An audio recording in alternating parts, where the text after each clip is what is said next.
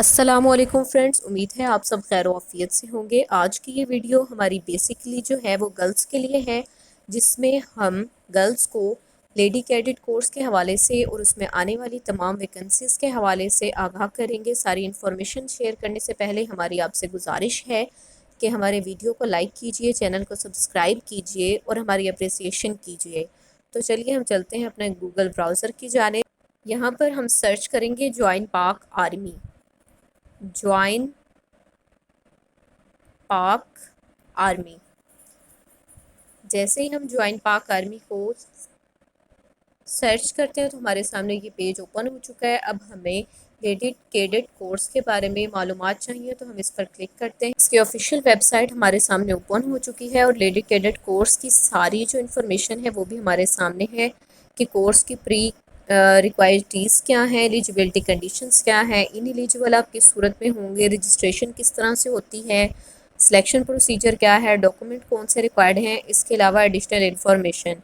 सबसे पहले ये नीचे देखिए एज का उन्होंने बताया हुआ है कि एज कितनी होनी चाहिए, तो अप टू 28 ईयर्स हो, 28 साल आपकी उम्र हो, नवंबर 1 2024 तक हो, मैरिटल स्टेटस अनमैरिड है और जेंडर फीमेल। मिनिमम हाइट जो है वो 5 फीट 152.4 सेंटीमीटर हो और वेट जो है वो आपके बॉडी मैस के हिसाब से होगा। रजिस्ट्रेशन के बारे में बताया गया है कि जून 12 से रजिस्ट्रेशन स्टार्ट होगी और जुलाई 9 2024 तक रजिस्ट्रेशन जो है वो जारी रहेगी। इसके बाद जो प्रिलिमिनरी टेस्ट हैं, जो आपके इब्तदाई टेस्ट होते हैं, वो जुलाई 15 2024 से स्टार्ट होंगे और जुलाई 24 2024 तक जो है वो एंड हो जाएंगे। इसके बाद नेशनैलिटी के बारे में अगर बात की जाए तो citizen of Pakistan and domicile holders of Azad Kashmir Gilgit Baltistan. Gilgit Baltistan का डोमिसाइल रखने वाले और पाकिस्तान का डोमिसाइल रखने वाले तमाम जो शहरी हैं, गर्ल्स ख़वातीन जो हैं वो अप्लाई कर सकती हैं। फाइनल सिलेक्शन के ऊपर candidates with dual nationality will have to surrender. अगर फाइनल सिलेक्शन हो जाएगी और अगर आपकी डुअल नेशनैलिटी है तो आपको सरेंडर करना पड़ेगा। इसके बाद ज्वाइन नाउ का ऑप्शन है जिससे आप ऑनलाइन अप्लाई कर सकते हैं। इसके साथ साथ अगर हम एलिजिबिलिटी क्राइटेरिया की बात करें तो कैटेगरीज़ के हिसाब से जो क्वालिफ़िकेशन डिमांड की गई है, कॉर्प्स ऑफ इंजीनियर्स में BE in geoinformatics engineering है और एज रिलैक्सेशन जो है वो 28 years on November 1 2024।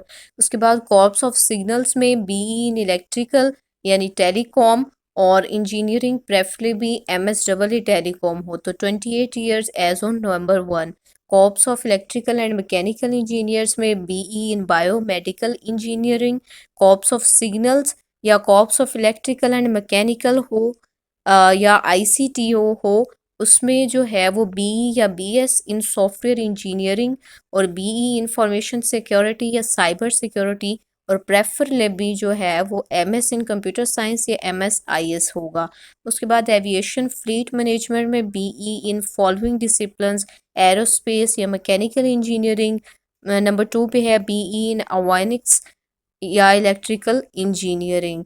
Corps of ordnance में बी या बीएस इन टेक्सटाइल इंजीनियरिंग।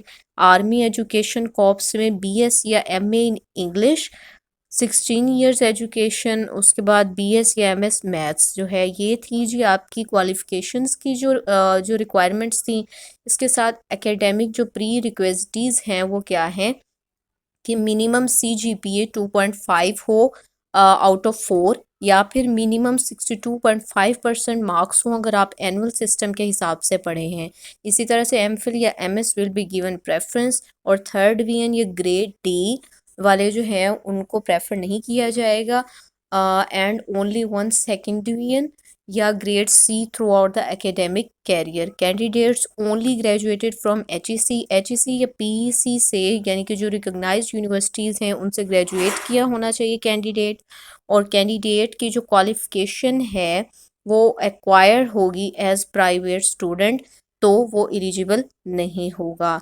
इसी के साथ अगर हम आपके साथ इसमें डॉक्यूमेंट्स जो रिक्वायर्ड हैं उनकी इंफॉर्मेशन भी आपके साथ शेयर कर देते हैं कि candidates will deposit following documents with army selection and recruitment centres या आर्मी सिलेक्शन में आपको ये वाले जो आपके दस्तावेज़ात हैं वो जमा कराने हैं।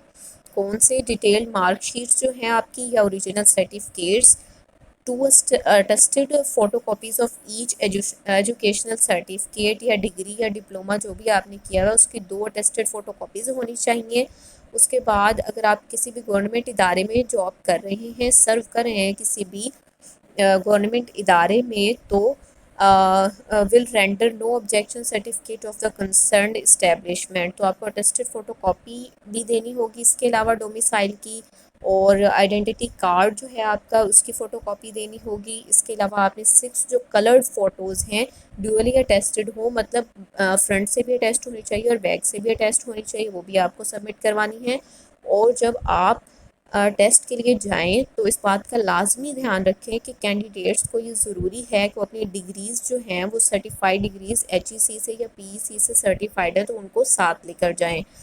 जी तो नाजरीन, हमने आपके साथ डॉक्यूमेंट्स की डिटेल भी शेयर कर दी है, लास्ट डेट भी आपके साथ शेयर कर दी है, और हमने जो उसकी इब्तदाई जो कंडीशंस हैं एलिजिबिलिटी की वो भी आपके साथ शेयर कर दी हैं।